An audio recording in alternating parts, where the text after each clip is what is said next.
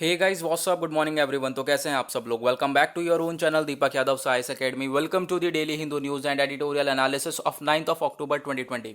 तो गाइस आज है तारीख 9 अक्टूबर 2020 और है फ्राइडे। देखेंगे आज का the Hindu complete newspaper. The Hindu complete newspaper को एनालाइज करेंगे from the view point of UPSC and other various competitive exams. तो गाइस डिस्कशन स्टार्ट करने से पहले अगर आपको लेक्चर की पीडीएफ चाहिए और ये न्यूज़पेपर चाहिए तो आपको करना क्या है, डाउनलोड करना है टेलीग्राम डाउनलोड करने के बाद सर्च बॉक्स में टाइप करना है Deepak Yadav IAS academy. As you can see आप लोग को चैनल दिखेगा। नहीं मिलता है चैनल कोई बात नहीं, इसका लिंक जो है मैंने आप लोगों को डिस्क्रिप्शन बॉक्स में दे दिया है। डिस्क्रिप्शन बॉक्स में जाओ, इस लिंक को क्लिक करो और जाकर ज्वाइन कर लो, क्योंकि यहाँ पे आपको डेली द हिंदू न्यूज़पेपर मिल जाता है। यहाँ से आप इस न्यूज़पेपर को डेली डाउनलोड कर सकते हो। साथ ही साथ जो भी करंट अफेयर्स होते हैं उसके ऊपर हम कुछ नोट्स वगैरह बना के आपको यहाँ पे सेंड कर देते हैं।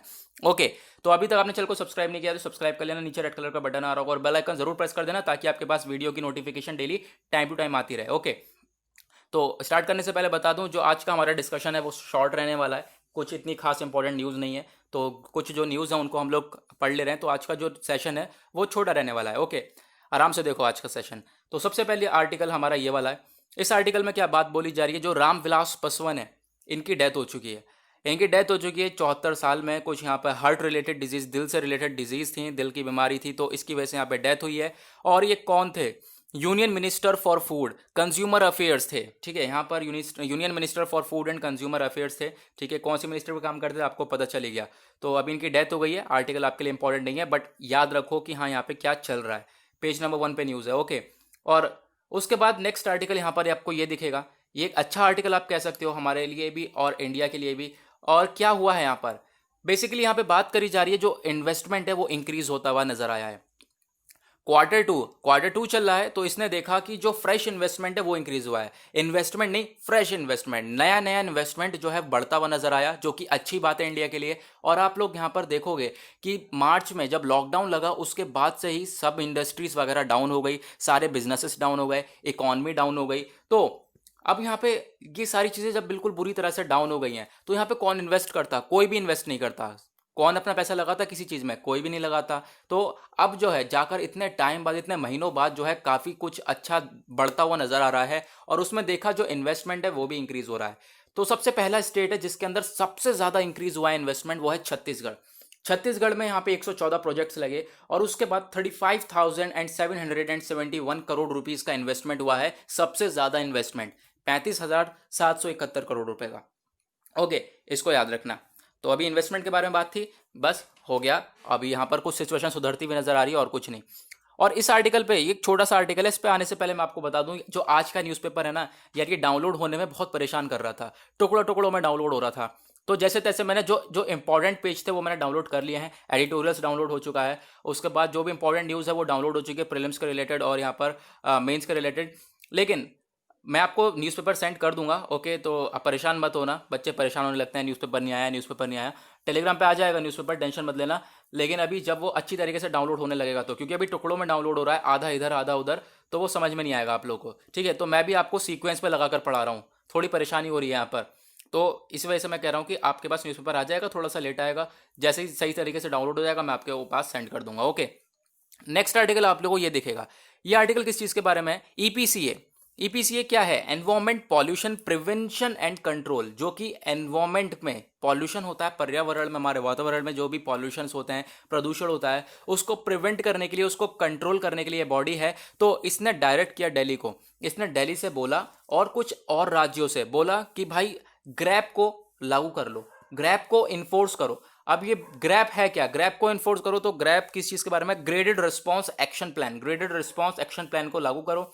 अब ये ग्रैप किस चीज के बारे में है? ग्रैप बोलता है कि जो डीजल है, डीजल जनरेटर है, उसको बैन कर दो। अब डीजल जनरेटर बैन होंगे तो एयर पॉल्यूशन नहीं होगा। तो बेसिकली क्या मकसद है? जो एयर पॉल्यूशन है उसको कम करने का यहाँ पे मकसद है। किसका मकसद है? ईपीसीए का, environment pollution prevention and control का। ओके, बस अब चलते हैं पेज नंबर 2 के ऊपर। पेज नंबर 2 हम लोग कहीं और से लेना पड़ेगा क्योंकि टुकड़ों में न्यूज़पेपर डाउनलोड हुआ है।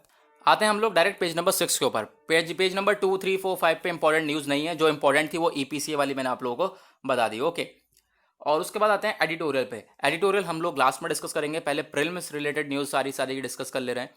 तो आते हैं आगे, और पेज नंबर 12 वगैरह ये सब बेकार है, यहाँ पे क्या पढ़ेंगे यार। पेज नंबर 13 पे भी हमारे लिए, पेज नंबर 14 पे आते हैं। पेज नंबर 14 पे बिजनेस पेज है। बिजनेस पेज पे हमारे ये आर्टिकल आज का अच्छा आर्टिकल है। वर्ल्ड बैंक ने क्या बोला है, वर्ल्ड बैंक यहाँ पे फोरकास्ट कर रहा है। वर्ल्ड बैंक ने अंदाजा लगाया कि जो जीडीपी का कॉन्ट्रैक्शन है, जो जीडीपी का कॉन्ट्रैक्शन क्या है, जो जीडीपी है, ग्रॉस डोमेस्टिक प्रोडक्ट है, वो कॉन्ट्रैक्ट होगी और ज़्यादा 9.6% तक। ठीक है, अब यहाँ पे जीडीपी क्या होती है आप लोगों को पता होगा, यानी कि एक कंट्री की कितनी अच्छी हालत है, उसकी इकॉनमी कितनी अच्छी है, वो हम लोग पता लगाते हैं जीडीपी के थ्रू। अब यहाँ पे जीडीपी ग्रॉस डोमेस्टिक प्रोडक्ट कैसे पता चलेगा, मान लो ये हमारा इंडिया है, ओके, हालांकि मेरी ड्राइंग अच्छी नहीं है तो कोई बात नहीं, मैं आपको बस खाली ऐसे ही करके दिखा रहा हूँ। मान लो ये हमारा इंडिया है। अब इंडिया की बाउंड्रीज के अंदर एक साल में कह लो, इंडिया की बाउंड्रीज के अंदर में एक साल में जितना भी production of goods and services, production of goods and services, एक साल में जितना भी प्रोडक्शन हुआ है गुड्स एंड सर्विसेज का, उन सबको अगर हम काउंट करेंगे तो उसके बेसिस पे पता चलेगा कि हाँ इंडिया की क्या हालत है, कितना प्रोडक्शन हुआ है, कितना यहाँ पे गुड्स एंड सर्विसेज में प्रोडक्शन हुआ है। ओके, ये सारी चीज़ें इसके थ्रू हम लोग पता चला लगाते हैं कि हाँ जीडीपी कैसी है। अगर पहले के कंपेयर में देखें, पिछले साल के कंपेयर में अगर कम है, यानी कि production of goods and services अब की बार जो है कम हुआ है, तो क्या है जीडीपी डाउन है, बढ़ गया है, तो फिर जीडीपी हमारी अप हो चुकी है। सिंपल, इतना सा सिंपल सा फंडा है। ओके, तो आपको समझ में आ गया होगा वर्ल्ड बैंक क्या कहना चाहता है कि जो जीडीपी है वो हमें और डाउन होती हुई नजर आने वाली है आने वाले टाइम में। अब यहाँ पे एक और चीज़ इंपॉर्टेंट है, वर्ल्ड बैंक, तो वर्ल्ड बैंक को भी कवर कर ले रहे हैं। तो अब यहाँ पे जो है टॉपिक वर्ल्ड बैंक एक इंटरनेशनल फाइनेंशियल इंस्टीट्यूशन है, एक इंटरनेशनल, ऑब्वियस सी बात है जब वर्ल्ड बैंक नाम है तो एक अंतर्राष्ट्रीय तो हो गई होगा, इंटरनेशनल फाइनेंशियल इंस्टीट्यूशन है जो कि लोन्स वगैरह प्रोवाइड करवाता है किसे, पुअर कंट्रीज को। जो भी हमारी पुअर कंट्रीज है, गरीब कंट्रीज हैं, उनको लोन्स वगैरह देता है। और कुछ यहाँ पे इतना आपको लिए इंपॉर्टेंट नहीं है, बस इतना ही याद रखना है आपको, जो पुअर कंट्रीज है उनको लोन्स वगैरह प्रोवाइड करवाता है ताकि वो लोग अपना कैपिटल प्रोजेक्ट्स वगैरह को परसू कर सकें और अपनी सिचुएशन, अपनी कंट्री को वो ग्रो कर सकें। ओके, अब वर्ल्ड बैंक के अंदर दो इंस्टीट्यूशंस और आते हैं, वो कौन कौन से हैं? पहला इंस्टीट्यूशन आता है international bank for reconstruction and development.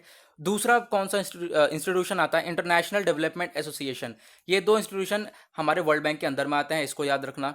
और वर्ल्ड बैंक का अभी रिसेंटली एक गोल था, वर्ल्ड बैंक ने अपना एक गोल सेट किया था, वो क्या था कि जो पॉवर्टी है उसको कम करेंगे, गरीबी है उसको रिड्यूस करेंगे।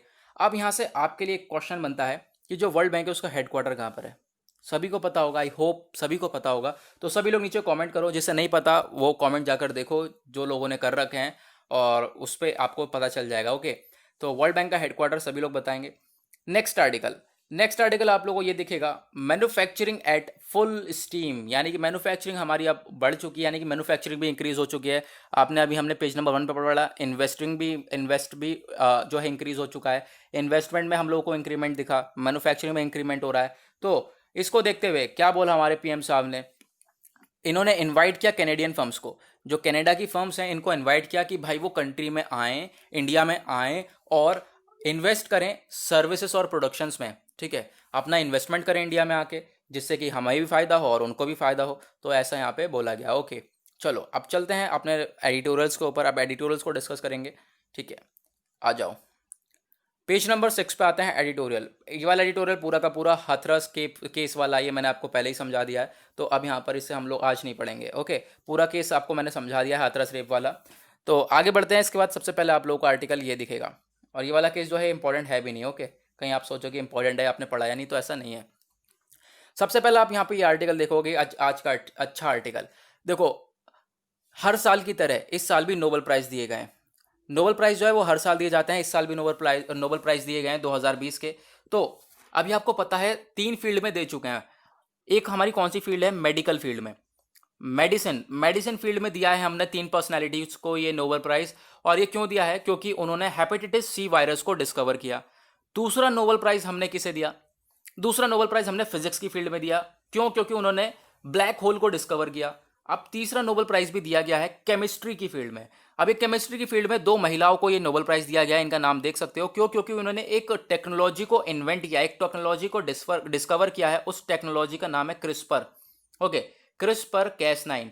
ये एक तरीके की आप कह लो कि सीजर टाइप यहाँ पे टूल है, जो कि क्या काम करता है? जो जीन होता है, जेनेटिक्स होता है, जैसे कि डीएनए आरएनए, इसको एडिट करता है, इसको मॉडिफाई करता है, इसको रिप्लेस करता है। तो इसी वजह से यहाँ पे इनको नोबेल प्राइज़ अवार्ड दिया गया है। ये जीन है क्या, ये सब चीज़ें क्या है, मैं अभी आपको बताऊंगा। तो और इसके ऊपर जो यहाँ पे ये नोबेल प्राइज़ केमिस्ट्री का है, इसके ऊपर मैंने डिटेल में वीडियो ऑलरेडी कल डाल दी थी। तो आप लोग जाओ चैनल पर नीचे और चैनल पे क्लिक करोगे तो आपको ये वीडियो जो है मिलेगी, तो जाकर आप उसे देख लो। हाईली रिकमेंड करता हूँ जाकर देखो, क्योंकि वहाँ पे आपको मैंने एक एक डिटेल्स वहाँ पे समझाई हैं। ओके, तो चलो फिलहाल अभी हम यहाँ पर डिस्कस करते हैं ये क्या है। देखो इसका हेडिंग भी क्या है, सिजरिंग द डीएनए, यानी कि डीएनए को काट कर उसको रिप्लेस करना। देखेंगे, चलो आपको मैं यहाँ पे समझाता हूँ किस तरीके से है। तो यहाँ पर ये दो पर्सनैलिटीज़ हैं, नाम आपको देख लो। नाम क्या है, इमैनुअल चार्पेंटायर, दूसरी है जेनिफर ए डॉर्डना। तो इन दोनों को यहाँ पर ये नोबेल प्राइज़ दिया है। और एक कहाँ से हैं, फ्रांस से, दूसरी हैं अमेरिका से। और ये नोबेल प्राइज़ में एक और खास बात याद रखो, जो ये नोबेल प्राइज़ दिया जाता है कम से कम अगर इंडियन रुपीज़ की हम बात करें तो इसमें 9 करोड़ रुपए का प्राइज़ है, 9 करोड़ रुपए का प्राइज़। ओके, उसके बाद आगे बढ़े तो अब मैं आपको यहाँ पे इस केस समझाता हूँ ये है क्या। देखो क्रिस्पर, ठीक है, फिर यहाँ पे लिख लेते हैं। अब उसके बाद मैं आपको अपनी कहानी शुरू करता हूँ। क्या है, देखो क्या होता है, डीएनए होता है हर पर्सनैलिटी के अंदर, हर ह्यूमन के अंदर डीएनए होता है। ठीक है, जेनेटिक्स होता है DNA, RNA, deoxy ribonucleic acid, RNA ribonucleic acid, तो हर एक के अंदर होता है ये। तो अभी होता क्या है, देखो आपको जेनेटिक डिसऑर्डर्स देखने को मिलते हैं, यानी कि जो जेनेटिक आप कह सकते हो जेनेटिक डिसीजेज देखने को मिलती हैं, जो कि ये जेनेटिक डिजीज होती हैं। अगर किसी को है, अगर किसी की फैमिली में है, जैसे किसी मदर को है या फिर फादर को है, तो वो उसके बच्चे को भी हो जाएगी, बच्चे को है तो उसकी फैमिली में भी हो जाएगी, फिर उसकी फैमिली में भी हो जाएगी, यानी कि अपनी फैमिली में ही होगी, फैमिली में ही फैलती रहेगी। क्यों? क्योंकि ये डीएनए बेस्ड है। ठीक है, आपने सुना होगा डीएनए वगैरह टेस्टिंग वगैरह होती है, तो ये डीएनए बेस्ड है। ये जो आप कहते हैं ना, हम लोग आप लोगों ने सुना होगा कि हाँ पहले हमारे ये पूर्वजों को बीमारी थी, अब यहाँ पर अपनी फैमिली में आगे बढ़ती जा रही है, ऐसी चलती भी आई है और चलती भी जाती है बीमारी आगे तक। तो ये जो फैमिली में ये बीमारी चलती भी आती है, इसको कट डाउन करने के लिए, इसको बीच में रोक लगाने के लिए यहाँ पर ये हमारी टेक्नोलॉजी है, क्रिस्पर टेक्नोलॉजी। इसमें क्या होगा, क्योंकि बीमारी जड़ कौन सी है, डीएनए, डीएनए में बीमारी है, जेनेटिक डिसऑर्डर है, तो इसकी वजह से बीमारी फैल रही है, तो डीएनए को ही बदल दिया जाएगा। यानी कि जेनेटिक यहाँ पे जीन की एडिटिंग कर दी जाएगी, इसमें ही कुछ ना तो कुछ बदलाव कर दिया जाएगा। जैसे आप लोग देख सकते हो, जैसे कि मान लो इतना जो है जीन है इसमें प्रॉब्लम है, ठीक है, इतने डीएनए में प्रॉब्लम है, तो इसको क्या करेंगे, काट कर निकाल देंगे। ठीक है, किसके मदद से, क्रिस्पर की मदद से, क्रिस्पर की मदद से, क्रिस्पर Cas9 की वजह से इसको काट के निकाल देंगे, और हम दूसरा रिप्लेस कर देंगे, दूसरा लगा देंगे। ठीक है, इस तरीके से लगा देंगे तो आपकी जो जेनेटिक डिसऑर्डर्स है वो भी ठीक हो जाएंगे, फिर आगे आने वाली जो पीढ़ी होगी उसमें भी यहाँ पर ऐसी कोई बीमारी या जेनेटिक ऑर्डर्स नहीं दिखाई देंगे। सिंपल, समझ में आ गया। तो इसके लिए यहाँ पर ये प्राइज वगैरह, ये नोबेल प्राइज दिया गया है। ओके, अब यहाँ पर आपके दिमाग में आ रहा होगा यार क्रिस्पर ये है क्या, क्रिस्पर की फुल फॉर्म क्लस्टर्ड रिपीटेड, और यार ये नहीं है क्रिस्पर की फुल फॉर्म। क्रिस्पर की फुल फॉर्म जो है मैंने आपको पहले बताई थी कि फुल फॉर्म क्या है इसकी, cluster regularly interspaced short palindrome repeated. तो यहाँ पर इसकी डिजीज जो है इसकी फुल फॉर्म ये हो गई। ठीक है, तो अब यहाँ पर ये हमारी एक टेक्नोलॉजी है जिससे कि जीन को एडिट करा जा सकता है। बस ओके, आते हैं नेक्स्ट आर्टिकल पे। नेक्स्ट आर्टिकल आप लोगों को ये दिखेगा, इस आर्टिकल में क्या बात करी जा रही है। देखो ये आर्टिकल के बारे में है, जो आरबीआई है वो एमपीसी लेके आता, मॉनेटरी पॉलिसी कमेटी। तो इस बार भी मॉनेटरी पॉलिसी कमेटी बनाई गई है, जिसके बारे में मैंने आपको पहले बताया था कि मेंबर्स को चूज करा गया है इस कमेटी के लिए। तो यहाँ पे ये बात करी जा रही है, जो अपॉइंटमेंट प्रोसेस है इस कमेटी के लिए वो यहाँ पे सही नहीं है, उस अपॉइंटमेंट प्रोसेस को सही करना पड़ेगा, इसमें जो कुछ सुधार की ज़रूरत है। हुआ क्या है बेसिकली, जो ये अपॉइंटमेंट है ये काफ़ी जल्दी होना चाहिए था, ये देर से अपॉइंटमेंट हुआ है। ठीक है, अब ये देर से अपॉइंटमेंट हुआ तो ये एमपीसी की जो कमेटी है, इनमें जो मेंबर्स का अपॉइंटमेंट हुआ है, इन्हें काफ़ी सारी चीज़ें देखनी है, बहुत सारी चीज़ें देखनी है इन लोगों को। तो अब यहाँ पर आप लोग देखोगे जैसे कि यहाँ पे क्या क्या हैंडल करना होता है इन लोगों को, तो फिर जो है इन्हें जल्दी इनका अपॉइंटमेंट करना चाहिए, तो अपॉइंटमेंट लेट करा गया है। तो यही है कि जो सिस्टम है इसमें अपॉइंटमेंट प्रोसेस है उसमें सुधार चाहिए। अब आपको पता होगा, मैंने आपको बताया था कि जो मॉनेटरी पॉलिसी कमेटी है इसके लिए 3 मेंबर्स को अपॉइंट करा गया। वो कौन कौन से मेंबर हैं, शंकर भिड़े, आशिमा गोयल, तीसरी है जयंत आर वर्मा। ठीक है, बस और कुछ नहीं यहाँ पे जानना। नेक्स्ट आर्टिकल पे आते हैं। नेक्स्ट आर्टिकल आप लोग को ये दिखेगा, ये आर्टिकल किस चीज़ के बारे में है, कैग के बारे में बोला गया है पूरा का पूरा। ठीक है, कैग की वर्किंग, कैग का क्या काम है, बेसिकली इस आर्टिकल में यही कहना है, कैग का क्या काम है, बस आपको यही समझना है। जब अगर आप आर्टिकल के पॉइंट ऑफ व्यू से जाओगे तो आर्टिकल आपके लिए इंपॉर्टेंट नहीं होगा। क्यों हुआ है, यहाँ पे आर्टिकल बेसिकली किस चीज़ के बारे में है, जो हमारा आप कह सकते हो Karnataka state legislature public account है, पब्लिक अकाउंट का यहाँ पर पीएसी है, पब्लिक अकाउंट कमेटी। इसने कैग से बोला कि चीज़ों के ऊपर ध्यान दो, कि मतलब कि जो कंट्रोलर ऑडिट जनरल है इससे बोला कि भाई जो हमारा चीज़ें हैं, जैसे कि आप कह सकते हो कि इन्होंने क्या करा है कोविड 19 के लिए कुछ आप कह सकते हो इक्विपमेंट्स वगैरह, इक्विपमेंट जैसे कि सैनिटाइजर्स, मास्क, ये सारी चीज़ें ली हैं। लेकिन उसमें घोटाला कुछ ना तो कुछ करा है पैसों से रिलेटेड, कि यहाँ पे सस्ता सा प्रोडक्ट ले लिया, सस्ता सस्ता इन्फीरियर सामान ले लिया, और पैसा जो है वो पूरा लिया है, पूरे देने की बात करी गई है, और वो पैसा कहाँ गया है कहाँ नहीं गया है, ये चीज़ें हैं। ठीक है, तो कैग क्या करता है, कैग हमारा यही काम करता है कि जो गवर्नमेंट है, गवर्नमेंट कहाँ कहाँ पैसा लगा रही है या कहाँ से पैसा कमा रही है, उसके ऊपर पूरा का पूरा ध्यान रखता है, उसको ऑडिट करता है। तो यहाँ पर बेसिकली इसी चीज़ के ऊपर बात है। बस आपको क्या जानना है इस आर्टिकल से, वो है कैग के बारे में, जो comptroller audit general of India है, क्या काम है इसका, पूरा का पूरा इस आर्टिकल में वही चीज़ें बताई गई हैं। और देखोगे यहाँ पे ये भी बोला गया कि major purchases by the government entities all levels audited by CAG, यानी कि गवर्नमेंट जो है हमारा जितना भी चीज़ें खरीदता है या जितनी भी चीज़ें जो है आप कह सकते हो जहाँ भी पैसा अपना खर्च करता है, वो सब कौन देखता है, कैग देखता है। इसके बारे में एक इंडिपेंडेंट बॉडी है। ओके, यहाँ पे होना भी जरूरी है, क्योंकि इसके द्वारा पता तो चलेगा कि कितना घोटाला हुआ है, सरकार अगर घोटाला कर रही है नहीं कर रही है, ये सारी चीज़ें हमारा कैग बताएगा। ओके, एक ट्रांसपेरेंसी मेंटेन रहेगी, इंटीग्रिटी, ऑनेस्टी रहेगी अगर यहाँ पे कैग हमारे पास रहेगा तो। ओके, फिर उसके बाद जो कैग है कॉन्स्टिट्यूशनल मैंडेट है, यानी कि हमारे संविधान में कैग के बारे में बातें कह दी गई हैं। और आप लक्ष्मीकांत देखोगे, लक्ष्मीकांत पॉलिटी में भी पूरा का पूरा एक कैग का चैप्टर है। ओके, उसके बाद क्या क्या यहाँ पे बेनिफिट्स हो सकते हैं कैग इंस्पेक्शन के, सरकार के बारे में पता चल जाएगा कि यहाँ पे क्या क्या पैसा कहाँ कहाँ गलत तरीके से इन्वेस्ट हो रहा है, कहाँ कहाँ लगाया जा रहा है गलत तरीके से, कहाँ कहाँ से घोटाले हो रहे हैं पैसे के, तो ये सारी चीज़ें हमारी कैग बता देता है। ओके, अब थोड़ी बहुत बातें कवर कर लेते हैं कैग के बारे में, हालांकि आप लोगों को सारी चीज़ें पता चली गई होंगी फिर भी। तो जो ये कैग है, जनरल स्टडीज पेपर 2 के पॉइंट ऑफ व्यू से इंपॉर्टेंट है। फुल फॉर्म क्या है, comptroller and audit general of India. ये जो एक इंडियन अथॉरिटी है जो कि एस्टेब्लिश करी गई है आर्टिकल 148 के द्वारा। ठीक है, आर्टिकल 148 के द्वारा यहाँ पे इसको एस्टेब्लिश करा गया। क्यों एस्टेब्लिश करा गया, ताकि क्योंकि जो गवर्नमेंट है, सरकार है, उसके ऊपर भी तो किसी को ध्यान रखने के लिए हमें कुछ चाहिए, उसके ऊपर भी तो कोई ध्यान रखे। तो इसलिए कैग एक इंडिपेंडेंट बॉडी बनाई जो कि सरकार के सारे रिसीव्स और सारे एक्सपेंडिचर, यानी कि सरकार कितने कमा रही है और सरकार अपना कितना खर्च कर रही है, इन सब के ऊपर ध्यान रखेगी, इन सबको देखेगी कहीं घोटाले वगैरह तो नहीं कर रही है। ओके, तो इसलिए हम इस बॉडी को लेकर आए। उसके बाद यहाँ पर आप लोगों को ये दिखेगा कि ये कितने मेंबर्स वगैरह हैं, तो ये आपके लिए इंपॉर्टेंट नहीं है। उसके बाद जो कैग है इसके बारे में कॉन्स्टिट्यूशन, हमारे संविधान में कौन से आर्टिकल से लेके कौन से आर्टिकल के बीच में मेंशन्ड है, आर्टिकल 148 से लेके आर्टिकल 151 के बीच में पूरा का पूरा हमारा कैग के बारे में मेंशन्ड है। तो आप जाके पढ़ सकते हैं, आपके लक्ष्मीकांत पॉलिटी में भी ये चीज़ है। ओके, अब यहाँ पर हमारे आज के टाइम पे जो कैग हैं वो कौन है, जीसी मुर्मू जो कैग हैं। ठीक है, आज के टाइम पे क्या कौन से कैग हैं, comptroller audit general of India कौन है, वो जीसी मुर्मू है। और जीसी मुर्मू कौन थे, पहले लेफ्टिनेंट गवर्नर थे, कहाँ के, जम्मू कश्मीर के। अब यहाँ पे कैग का अपॉइंटमेंट कैसा होता है, जो comptroller and audit general of India होता है, ये अपॉइंट करा जाता है by the president of India following a recommendation by the prime minister. Okay, क्या होता है, जो प्राइम मिनिस्टर हैं वो हमारे रिकमेंड करते हैं प्रेसिडेंट को, और प्रेसिडेंट जो है वो अपॉइंट करता है। ठीक है, प्रेसिडेंट को रेकमेंड करते हैं कि हाँ भाई इसे अपॉइंट करना चाहिए, और उसके बाद जो है हमारा प्रेसिडेंट अपॉइंट करता है। उसके बाद जो कैग है उसका वो रिमूव भी करा जा सकता है। कैसे अगर उसका कोई मिसबिहेवियर हो तो भी रिमूव करा जा सकता है, या फिर वो अपने आप भी रिमूव हो सकता है, कि अगर उसे चाहिए हो कि हाँ मैं अब हटना चाहता हूँ, तो वो अपने आप भी इस काम कर सकता है। ओके, बस आगे बढ़ते हैं, पेज नंबर 7 के ऊपर आते हैं। पेज नंबर 7 पे आप लोग को एक छोटा सा आर्टिकल यहाँ पे ये दिखेगा। ये किस चीज़ के बारे में, बेसिकली ये है कोविड-19 की वैक्सीन से रिलेटेड है। यहाँ पर ये अमेरिका से रिलेटेड बात हो रही है, ठीक है, यूएस से रिलेटेड बात हो रही है।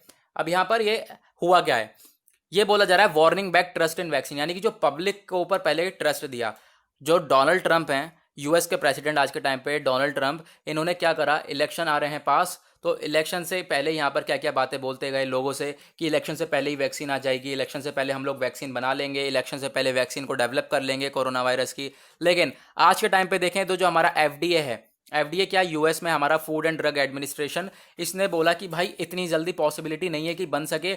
एटलीस्ट यहाँ पे फेज 3 ट्रायल में है काफ़ी सारी वैक्सीन, लेकिन उसके बाद भी टाइम लगेगा, एटलीस्ट 2 मंथ का टाइम लगने वाला है। तो यहाँ पे जो पब्लिक को ट्रस्ट दिया था ट्रंप साहब ने, वो क्या हो गया, ट्रस्ट ब्रेक। ओके, तो उसी के ऊपर ये आर्टिकल है, जो ट्रस्ट बनाया रखा था वो ब्रेक हो गया है। इसको देखते हुए यहाँ पर बोला है कि पहले बोले कि इलेक्शन से पहले वैक्सीन आ जाएगी, अब यहाँ पर बोला जा रहा है कि वैक्सीन अभी नहीं आने वाली। तो ये सारी चीज़ें हैं। और उसके बाद अभी के यहाँ पे आप लोग ये चीज़ भी देखोगे, यही सारी चीज़ें बोली गई जो एफडीए हमारा फूड एंड ड्रग एडमिनिस्ट्रेशन उसके द्वारा बोला गया कि काफ़ी थोड़ा सा टाइम लगेगा वैक्सीन को डेवलप होने में, ठीक है। जो वैक्सीन की मैन्युफैक्चरिंग है उसे अभी टाइम लगने वाला है। अभी यहाँ पर इतनी जल्दी जैसे कि आप सोच रहे हो ऐसा नहीं होने वाला। उसके बाद यहाँ पे ये बोला गया कौन कौन सी वैक्सीन फेज़ 3 ट्रायल में है, जैसे कि एस्ट्राजेनेका, मॉडर्ना, पिफिजर, यहाँ पे ये सारी की सारी वैक्सीन जो है फेज़ 3 ट्रायल में है। फिर उसके बाद यहाँ पर ये वैक्सीन को डेवलप करा जाएगा, अगर फेज़ 3 ट्रायल से निकल कर जाएंगी तो। उसके बाद यहाँ पर जो FDA and that world will be safer if we stop talking about the vaccine delivery in political term. और साथ ही साथ यहाँ पर ये डॉक्टर बोल रहा है, इन्होंने बोला कि हम लोग बिल्कुल भी अंदाजा नहीं लगा सकते कि कब तक जो है वैक्सीन को हम लोग अप्रूव कर पाएंगे एफडीए के द्वारा, फूड एंड ड्रग एडमिनिस्ट्रेशन के द्वारा कब तक वैक्सीन अप्रूव हो पाएगी, ये कोई भी अंदाजा नहीं लगा सकता। ओके, उसके बाद यही चीज़ है कि जो ट्रंप ने क्या करा था, विश्वास दिलाया था ट्रंप एडमिनिस्ट्रेशन ने कि हाँ लोगों को कि वैक्सीन आ जाएगी। जो वो ट्रस्ट था वो यहाँ पर अभी यहाँ पर ट्रस्ट वो सब जा चुका है, ठीक है। लोग सोच रहे थे हाँ वैक्सीन आ जाएगी, लेकिन अभी ऐसा कुछ है नहीं। ओके, तो यहाँ पे हुआ, इसके साथ हमारा आर्टिकल ये भी ख़त्म और साथ ही साथ हमने कर लिया अपना न्यूज़पेपर एनालिसिस को भी ख़त्म। तो आज का शॉर्ट रहा है न्यूज़पेपर एनालिसिस, क्योंकि आज के इतने इंपॉर्टेंट आर्टिकल्स भी नहीं थे। और हाँ, ये न्यूज़पेपर आपके पास जब आएगा तो आप ये इसको पढ़ लेना, ये एक इंटरव्यू है, ठीक है। ये इंटरव्यू हुआ है तो इसको पढ़ लेना, इंटरव्यू पढ़ लेना आप लोग। यहाँ पर आप लोगों के पास न्यूज़पेपर आएगा तो आपको कुछ जानने को मिलेगा, आपका ओपिनियन भी बिल्डअप होगा। ओके, तो आज के लिए यहाँ पे हो गया बस और इतना ही। तो अभी तक आपने चैनल को सब्सक्राइब नहीं किया है तो नीचे रेड कलर का बटन आ रहा है, सब्सक्राइब कर लेना और बेल आइकन जरूर प्रेस कर देना ताकि आपके पास वीडियो की नोटिफिकेशन डेली आती रहे। और टेलीग्राम का लिंक मैंने आप लोग को डिस्क्रिप्शन बॉक्स में दे दिया, डिस्क्रिप्शन बॉक्स में जाओ, टेलीग्राम लिंक को क्लिक करो और उसको ज्वाइन करो, क्योंकि वहाँ पे आपको डेली काफ़ी सारी चीज़ें मिल जाती हैं, इंक्लूडेड द हिंदू न्यूज़पेपर। और साथ ही साथ बस इतना ही। और जो मैं क्या कहना था, एक चीज़ मैं भूल रहा हूँ, हाँ, कि जो मैंने पूछा था आप लोगों से कि वर्ल्ड बैंक का हेडक्वार्टर है, वो सभी लोग नीचे कमेंट सेक्शन में बताएंगे। तो आज के लिए बस इतना ही, मिलेंगे आप लोगों से कल। आज के लिए bye bye, have a nice day.